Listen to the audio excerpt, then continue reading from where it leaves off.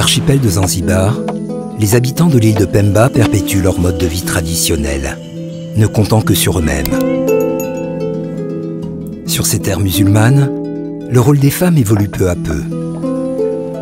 Comme les hommes, elles ont investi la mer pour subvenir aux besoins de leur famille.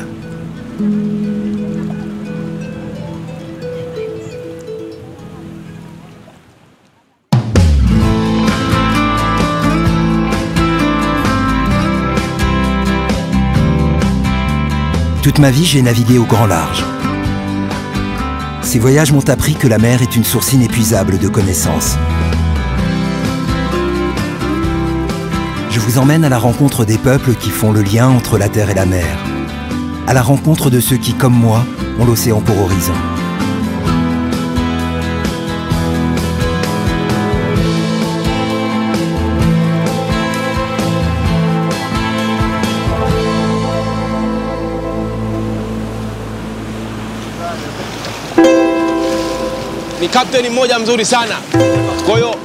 Je te salue. Tu es un bon marin. Et toi et moi, on va faire une super équipe.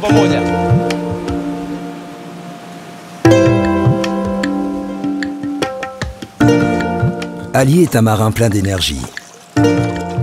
Il n'a que 32 ans, mais son expérience et son charisme en font le capitaine le plus respecté de son village. Et depuis qu'il est en âge de nager, la mer est son terrain de jeu préféré. À quelques encablures de la côte, nous plongeons sur un récif peu profond. Pendant de longues minutes, nous traquons dans les rochers un mets de choix. Le poulpe.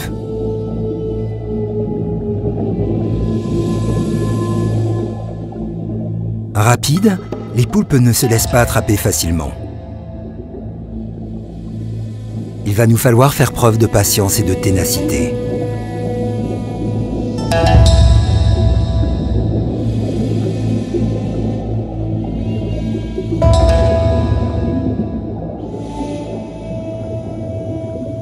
Marc, c'est bien la pêche au poulpe, non? Je crois qu'on en a assez pour le dîner. Et à force d'en pêcher comme ça dans les corails, t'as pas peur qu'il en reste plus? Chez nous, les hommes, il y a des naissances tout le temps. Chez les poulpes, c'est pareil. Si t'es débrouillard, t'en trouves toujours. Je viens ici tous les jours et j'en trouve tout le temps. Ici? Oh, cool! Allez, allez! Yes! C'est bien, mon ami. Solide, ça. On a du poulpe pour dîner. Ici, à Pemba, tu dois savoir manœuvrer un bateau pour pêcher du poisson et plonger pour attraper des poulpes. Les poissons, c'est plus loin en mer. Pour les poulpes, c'est toujours sur ce récif. Donc il faut connaître toutes les techniques de pêche, mais aussi l'agriculture. C'est fondamental. Et il faut être un bon capitaine. Et comme ça, t'es complet. Tu fais du bateau, tu plonges, tu pêches.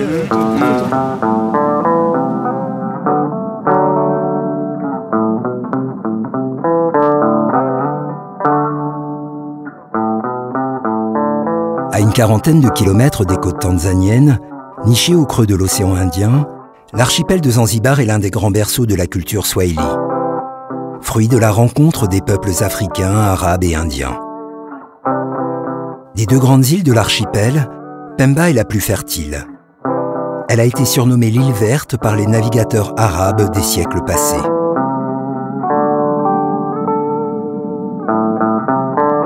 Matatou, le village d'Ali, est situé à la pointe nord de l'île.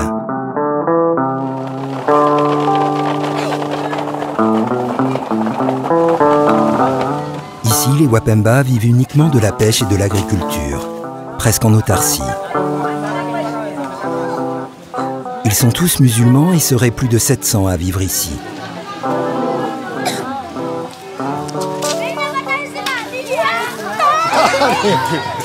Allez-y doucement. Tu vois, on vit tous ensemble. Frères, tantes, oncles, enfants, tous dans le même village. On vit tous comme une grande famille. Y a quelqu'un? Bienvenue. Marc, voici ma mère. Bienvenue. Tu es ici chez toi. Les amis de mon fils sont mes amis.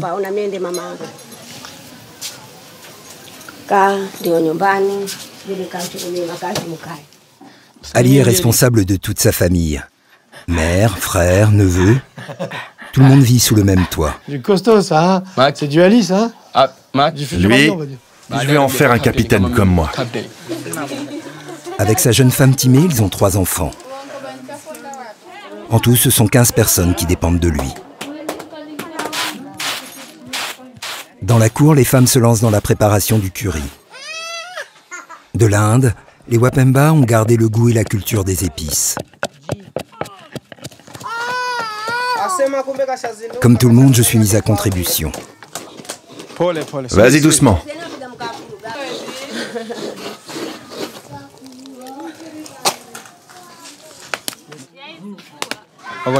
Battez-les bien pour qu'ils soient bien tendres une fois cuits. Pendant qu'Ali supervise la préparation du poulpe, Mama Bikou et Timé m'emmènent derrière le village chercher les dernières épices dont elles ont besoin. De la cannelle, de la citronnelle. Dans son jardin, Mama Bikou laisse faire la nature. Ah ouais, d'accord. C'est tout au fond.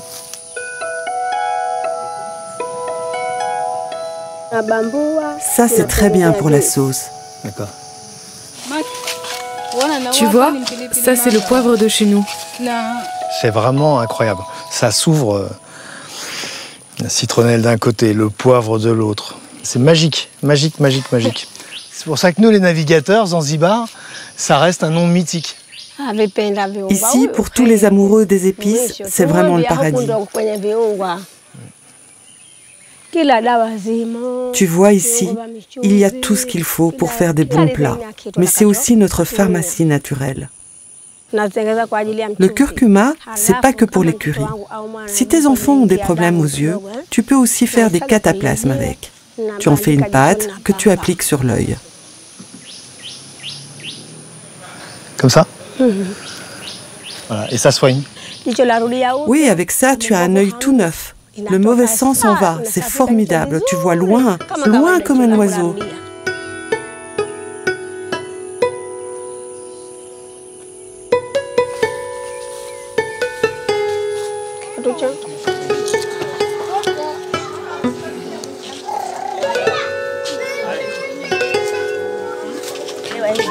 Marc, le secret du curry de poulpe, c'est qu'il doit mijoter longtemps.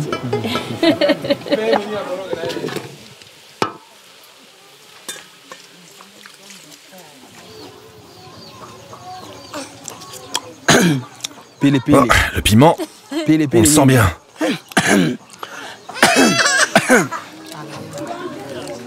Assis sur le sol, nous partageons tous le même repas. Mais même en famille, la tradition veut que les femmes, les hommes et les enfants mangent dans des plats séparés. C'est bon, hein?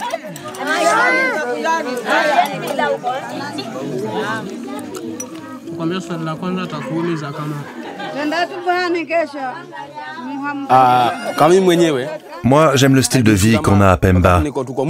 C'est très paisible. Je ne cherche pas à avoir plus. Tu vois, on fait avec peu. Juste du poulpe et du riz.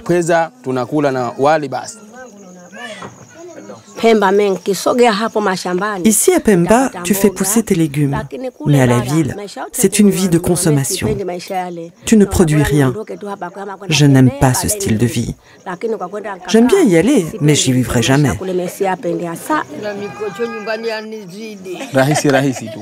Même sans argent, on arrive à se nourrir.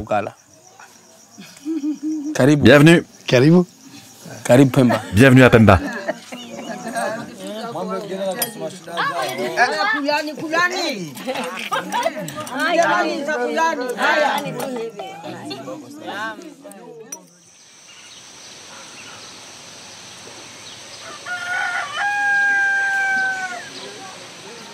Dès le lever du soleil, tout le monde s'affaire dans le village. Ici, les filles ne vont pas à l'école et doivent aider leur mère aux tâches domestiques. Au sein des familles ou entre voisines, le mot d'ordre, c'est l'entraide. Dans cette société patriarcale, l'espace de parole des femmes demeure limité.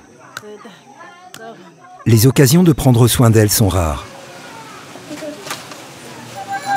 Venez, venez, venez, venez! J'ai des articles de la ville, articles de la ville!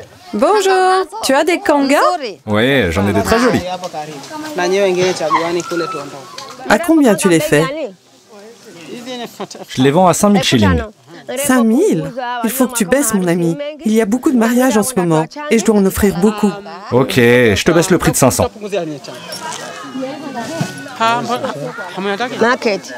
Marc, le kanga, c'est notre tradition. Ce pagne, on l'utilise pour tout. Pour envelopper un nouveau-né.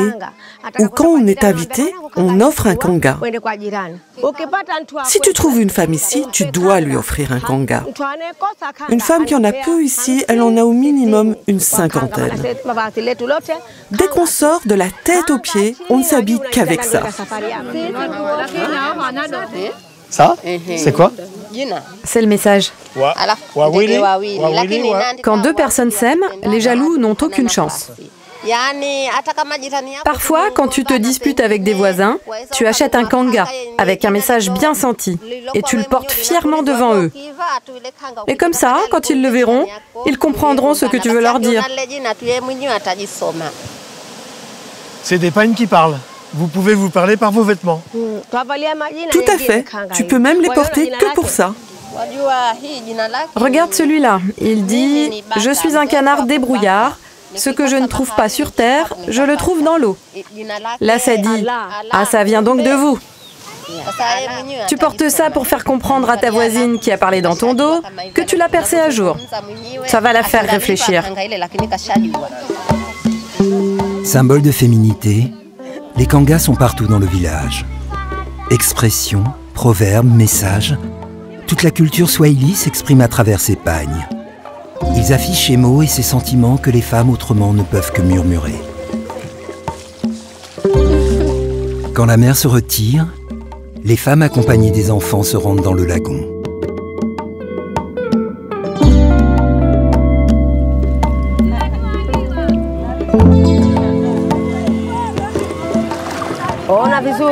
Tu vois tout ça? C'est nos champs d'algues. T'as vu comme ils sont beaux?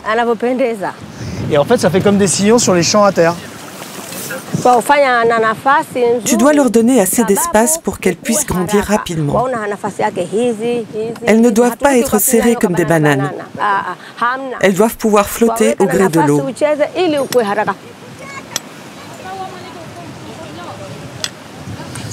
Dépêche-toi! Oui, d'accord. J'ai compris, mais tu sais, maman, c'est la première fois. Dépêche-toi, la marée monte! Si on va pas l'aider, on sera encore là cette nuit. Regarde, tu fais comme ça. Oui, et puis on prend la boucle. Tu dois laisser un brin comme ça. J'ai trop gros doigts. Quand tu tires, ça se détache tout seul. Et c'est plus facile à récolter. En fait, tu fais du bouturage. Tu boutures l'algue.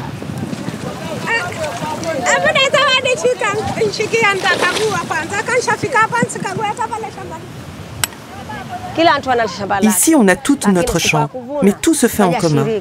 Le jour de la récolte, quand on doit aller planter, on fait tout ensemble. Tout se fait en petits groupes de femmes.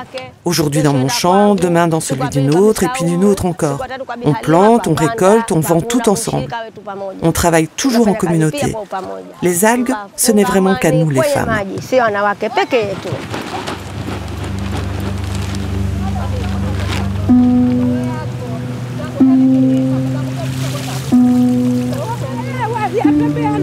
Toutes les 2 semaines, les femmes récoltent une 60aine de kilos d'algues. Elles seront vendues pour être exportées. Les revenus de cette culture leur permettent de ne pas dépendre complètement des hommes.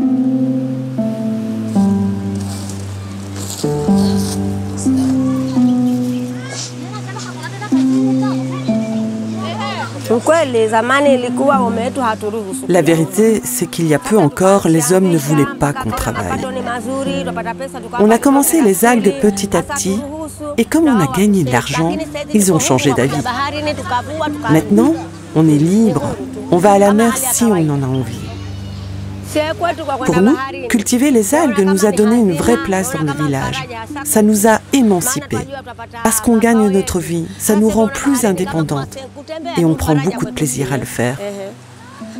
Nos ancêtres nous ont appris à pêcher les petits poissons sur le récif, à attraper les poulpes, à récupérer les coquillages. Mais aujourd'hui, ça ne suffit plus. Nous les femmes, on a appris les algues. Et ça, c'est important.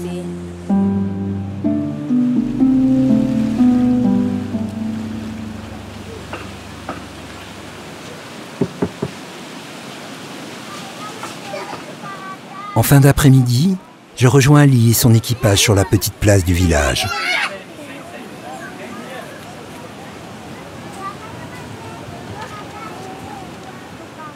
Il faut que tu serres. Le vent ici, ça plaisante pas. Il faut pas que les voiles se déchirent, j'ai pas beaucoup d'argent. Et j'ai pas les moyens de m'en offrir une neuve. Je peux pas.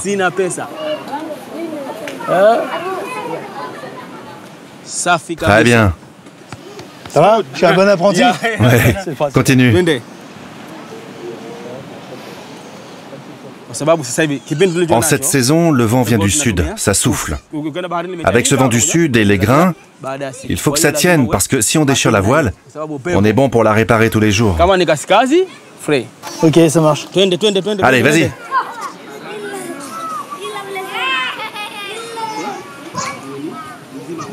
Toute la journée assis, c'est dur pour le dos. Ça fait mal. Courage, courage, courage. À la pêche, il n'y a pas de vieux. On doit gagner notre croûte. Se nourrir, ça se mérite. Faut travailler. Les vieux restent à la maison, ils vont pas en mer. J'ai pas le choix, quoi. Moi, j'ai compris qu'il fallait que je bosse. Au travail, monsieur. Oh là! On attaque.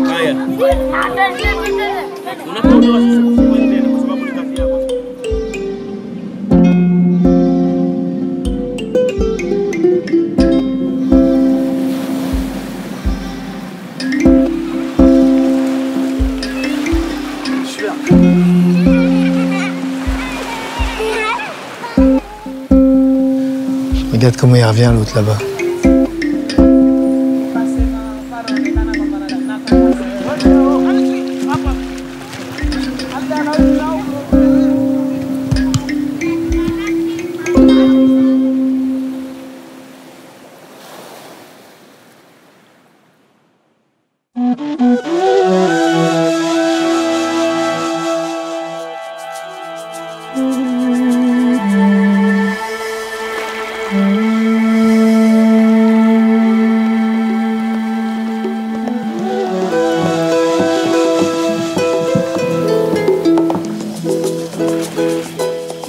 Aux toutes premières lueurs de l'aube, l'appel du muezzin annonce le début d'une longue journée. À bord d'Engalawa, les pirogues à balancier traditionnelles, nous allons pêcher bien au-delà du récif.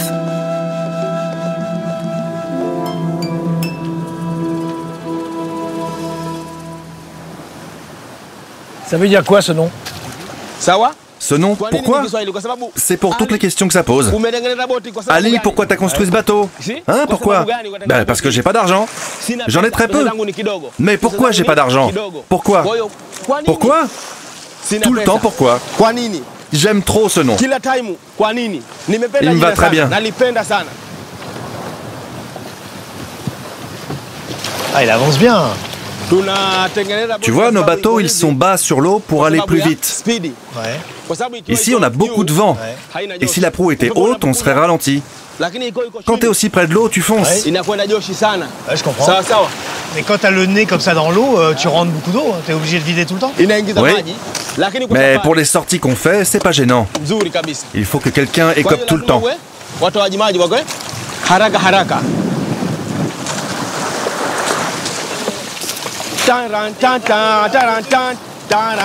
Chanter. C'est bien, Marc.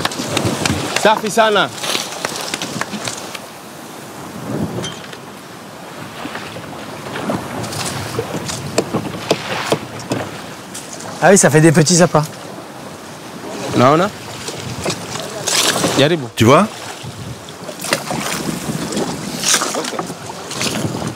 À toi.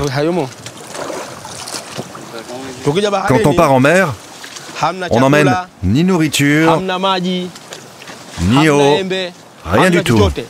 C'est dangereux, hein. Faut être solide. Il y a de la réserve, ouais. Oui, il faut être solide. Ouais, super. Hey, j'ai un poisson. Allez. Regarde, j'ai un poisson.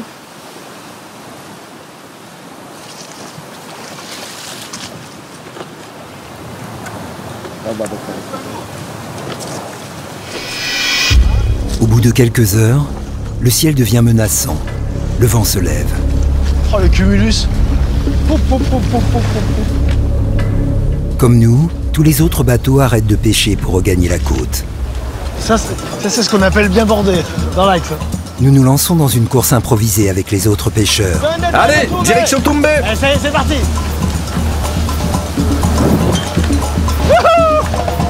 Légers, profilés, extrêmement maniables, les ngalawa sont de formidables oiseaux de mer qui ne demandent qu'à s'envoler. Marc, remonte au vent.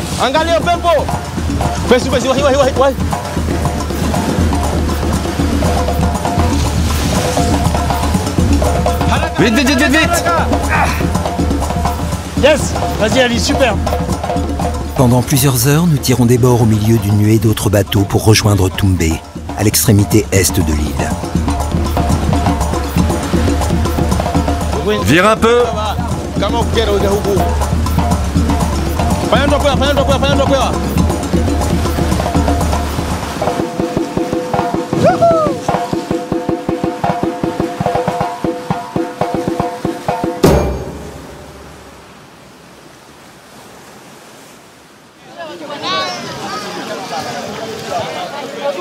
Tumbé est le plus animé et le plus grand marché du nord de Pemba. Ici, le poisson est vendu aux enchères sur la plage.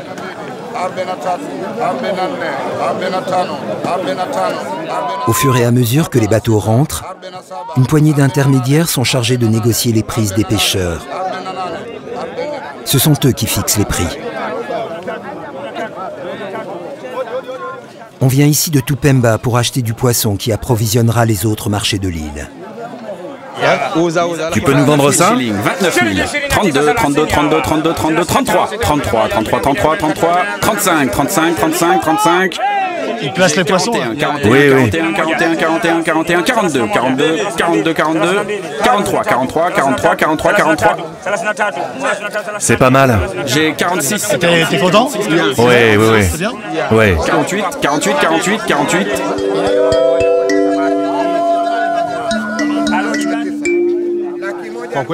Tu vois, ici, la vente du poisson, c'est une affaire d'hommes.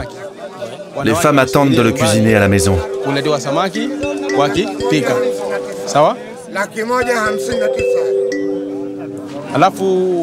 Tu vois les vieux là, à l'ombre? Ce sont des malins. Ils attendent les plus belles prises. Et les jeunes, eux, apprennent le métier en nettoyant des poissons.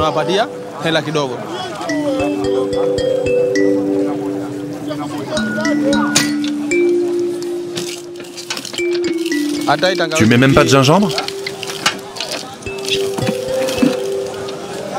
Allez, santé. Santé. Santé.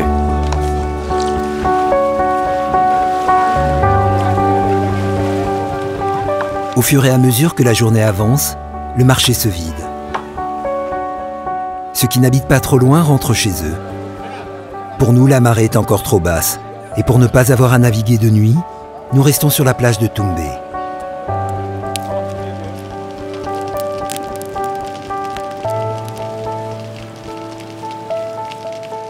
On va laisser notre poisson griller doucement. Tranquille, très bien.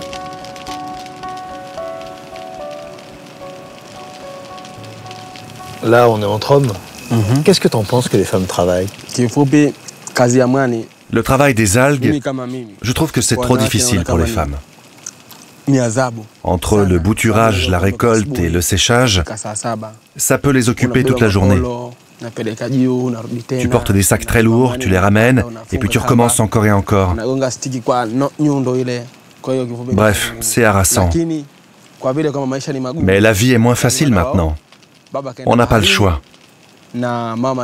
Les femmes doivent travailler. Mais si j'avais les moyens, je n'autoriserais pas ma mère et ma femme à travailler. Nous, les habitants des îles, aimons qu'une femme reste à la maison, qu'elle attende que son mari rentre de la mer pour lui faire un massage.